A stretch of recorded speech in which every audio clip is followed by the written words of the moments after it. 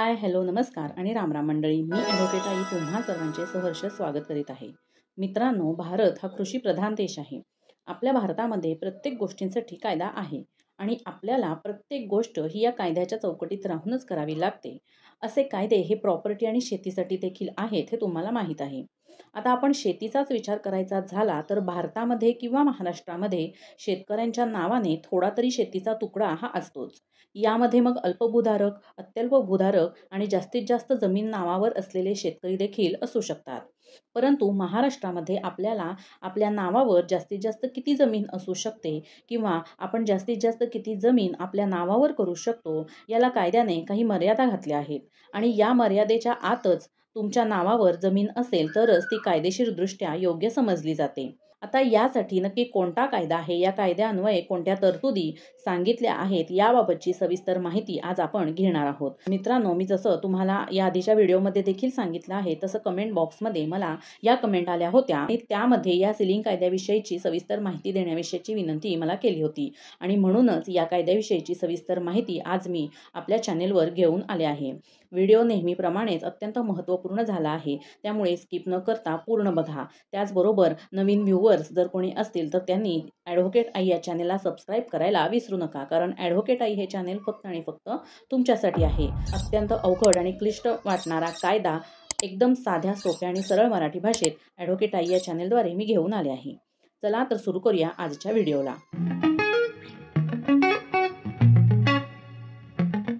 आता पहिला मुद्दा म्हणजे सीलिंग कायदा म्हणजे नक्की काय हे आपण बघूया. महाराष्ट्रात शेतजमिनीची कमाल मर्यादा ठरवून देणे.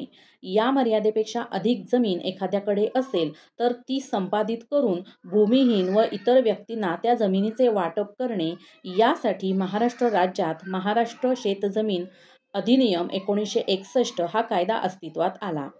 यालाच सीलिंग कायदा असे म्हटले जाते. या कायद्याअंतर्गत मिळालेल्या जमिनी भोगवटादार वर्ग 2 या भूधारणा पद्धतीमध्ये येतात, म्हणजेच सरकारच्या परवानगीशिवाय या जमिनीचे हस्तांतरण म्हणजेच खरेदी विक्री करता येत नाही. आता सीलिंग कायद्याअंतर्गत जमिनीची मर्यादा किती आहे ते बघूया. सीलिंग कायद्यानुसार एखाद्या व्यक्तीच्या नावावर किती जमीन असू शकते याची मर्यादा ही पुढील प्रमाणे आहे.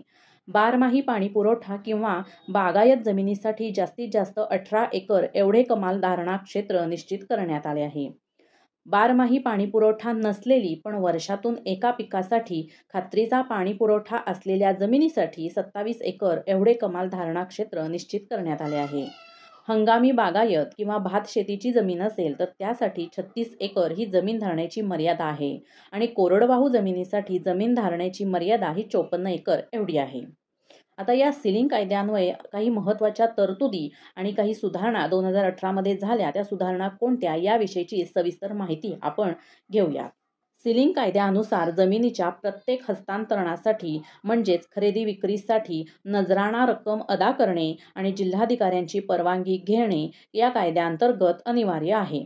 या कायद्याअंतर्गत मिळालेली जमीन ही शैक्षणिक किंवा धर्मदाय संस्थेच्या कामासाठी हवी असेल, एखाद्या सहकारी संस्थेस हवी असेल, जर अर्जदार 65 किंवा अधिक वयाचा असेल, इतर कोणत्याही आजारामुळे शेती करण्यास तो असमर्थ असेल, तर सिव्हिल सर्जनचे प्रमाणपत्र दिल्यास अर्जदाराने अनार्जित प्राप्तीच्या 50% एवढी रक्कम अदा केल्यास जिल्हाधिकारी अशा हस्तांतरणास परवानगी देऊ शकतात. आता सीलिंग कायद्यान्वये मिळालेली जमीन ही एखाद्या औद्योगिक उपक्रमाला हवी असेल किंवा कृषीतर प्रयोजनासाठी आवश्यक असेल तर अनार्जित म्हणजेच मिळवलेले किंवा कमावलेले नाही असे प्राप्तीच्या 75% एवढी रक्कम अदा केल्यास जिल्हाधिकारी अशा हस्तांतरणास परवानगी देऊ शकतात. आता येथे अनार्जित प्राप्तीच्या 75% म्हणजे चालू बाजारभाव आणि अर्जदारास मूळ ज्या भोगवटा किमतीत जमीन मिळाली होती ती किंमत यामधील फरकाच्या 75% एवढी रक्कम असा अर्थ याचा होतो. सीलिंग कायद्यान्वये प्रदान किंवा हस्तांतरण केलेली जमीन जर भोगवटादार वर्ग 2 ची असेल तर अशी जमीन भोगवटादार वर्ग 1 मध्ये रूपांतरित करण्याची तरतूद कायद्यात नाही. आता या सीलिंग कायद्याअंतर्गत काही महत्त्वाच्या व्याख्या आपण बघूया. सीलिंग कायद्याअंतर्गत जिल्हाधिकारी यामध्ये अप्पर जिल्हाधिकारी आणि या कायद्याअंतर्गत जिल्हाधिकाऱ्यांची कर्तव्ये बजावणारा व जिल्हाधिकाऱ्यांच्या अधिकारांचा वापर करणारा सहाय्यक जिल्हाधिकारी किंवा उपजिल्हाधिकारी यांचा समावेश होतो. सहाय्यक किंवा उपजिल्हाधिकाऱ्याच्या दर्जाहून कमी दर्जाचा नसेल असा कोणताही इतर अधिकारी देखील यांचा समावेश यामध्ये होऊ शकतो. आता जमीन यामध्ये कोणत्या जमिनींचा या कायद्याअंतर्गत समावेश होतो ते बघूया. नंबर 1 म्हणजे शेतीच्या कामासाठी उपयोगात आणलेली किंवा उपयोगात आणणे शक्य असलेली जमीन. नंबर 2 अशा जमिनीवरील किंवा जमिनीशी संलग्न असलेल्या शेतकऱ्यांच्या जागा. नंबर 3 ज्या जमिनीवर नैसर्गिकरित्या गवत वाढते अशी जमीन आणि या जमिनीवरील झाडे व उभी पिके. नंबर 4 शेतीसाठी लागणारा पाण्याचा साठा किंवा पाणी पुरवठा करण्यासाठी अशा जमिनीवर बांधलेले किंवा राखून केलेले कालवे, पाट, विहिरी, नळ किंवा जलाशये व इतर बांधकामे म्हणजे जलनिस्सारणाची कामे, बांध बंदिस्तीची कामे, बंधारे इत्यादी. आता या कायद्याअंतर्गत मी असमर्थ व्यक्ती म्हणजे कोण ते बघूया. नंबर 1 म्हणजे विधवा. नंबर 2 अज्ञान व्यक्ती. नंबर 3 अविवाहित स्त्री. नंबर 4 विवाहित स्त्री जिला घटस्फोट मिळालेला आहे किंवा जिचा पती सशस्त्र सेनेत नोकरी करणारी व्यक्ती आहे. आणि नंबर 5 एखाद्या मानसिक किंवा शारीरिक दुर्बलतेमुळे स्वतःच्या देखरेखीखाली किंवा जातीने मेहनत करून जमीन कसण्यास असमर्थ असलेली व्यक्ती. आता यानंतर पुढची महत्त्वाची तरतूद बघूया. 2018 रोजी महाराष्ट्र शासनाने राजपत्राद्वारे या सीलिंग कायद्याअंतर्गत काही सुधारणा सुचवल्या होत्या. आता त्या सुधारणा कोणत्या ते बघूया. सर्वप्रथम म्हणजे महाराष्ट्र शेतजमीन अधिनियम 1961 या अधिनियमाला 2018च्या सुधारणेनुसार महाराष्ट्र शेतजमीन अधिनियम 2018 असे नाव देण्यात आले आहे.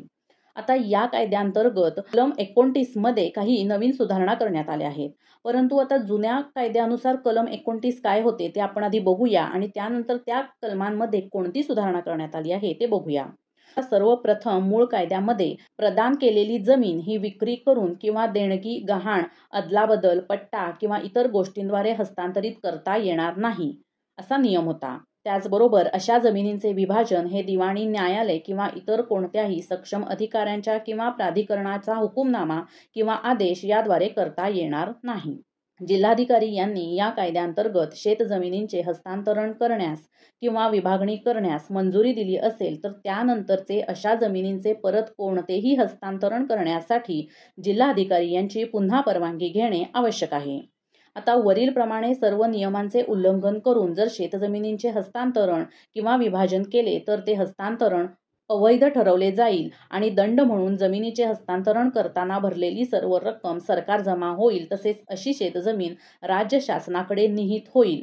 ही तरतूद या मूळ जुन्या कायद्याअंतर्गत होती. आता यातील या पहिल्या ज्या 3 तरतुदी मी सांगितल्या त्यामध्ये कोणताच बदल किंवा सुधारणा 2018 साली करण्यात आली नाही. परंतु दंडाविषयी मात्र 2018 साली काही सुधारणा करण्यात आली आहे. ती कोणती ते बघूया. या सुधारणेनुसार वरील 3 नियमांचे उल्लंघन केल्यास किंवा बेकायदेशीर व्यवहार केल्यास ही जमीन जिल्हाधिकारी यांच्या मार्फत जप्त करण्यात येणार नाही आणि सदर शेतजमिनीची विक्री करणारा आणि खरेदी करणारा किंवा अन्य व्यक्तीस राज्य शासनाने ठरवून दिलेली रक्कम भरणे बंधनकारक असेल, जी रक्कम चालू बाजारभावाच्या 50% जास्त असणार नाही. त्यानंतर अतिरिक्त जमिनीची वाटणी या संदर्भात या कायद्यान्वये कोणत्या तरतुदी केल्या आहेत ते बघूया. या कायद्याअंतर्गत राज्य शासनाने संपादित केलेली आणि राज्य शासनाकडे निहित असलेली, आता यामध्ये गायरान किंवा तलावाखालील जमीन किंवा लागवडीसाठी अयोग्य म्हणून राज्य शासनाने अधिसूचित केलेली जमीन सोडून जी जमीन जिल्हाधिकाऱ्याकडून किंवा राज्य शासनाने या बाबतीत प्राधिकृत केलेल्या कोणत्याही इतर अधिकाऱ्याकडून पुढील प्रमाणे जमिनीची वाटणी करण्यात येईल. नंबर 1 म्हणजे कोणत्याही कुळवहिवाटीच्या कायद्यान्वये जातीने कसण्यासाठी म्हणून ज्याने आपल्या कुळाकडून जमीन ताब्यात घेऊन प्रारंभाच्या दिनांकापूर्वी कोणत्याही वेळी त्या कुळास जर भूमिहीन केले असेल तर अशा धारकाच्या मालकीची कोणतीही अतिरिक्त जमीन असेल तर अशी जमीन ही प्रथम त्या कुळास दिली जाईल. नंबर 2 वर सांगितलेल्या अतिरिक्त जमिनी वगळून इतर जमिनीच्या 50% जमीन ही अनुसूचित जाती, अनुसूचित जमाती व राज्य शासन वेळोवेळी अधिसूचित करेल अशा भटक्या जमाती, विमुक्त जाती व मागासवर्ग यामधील भूमिहीन व्यक्तींना वाटून देण्यात येईल.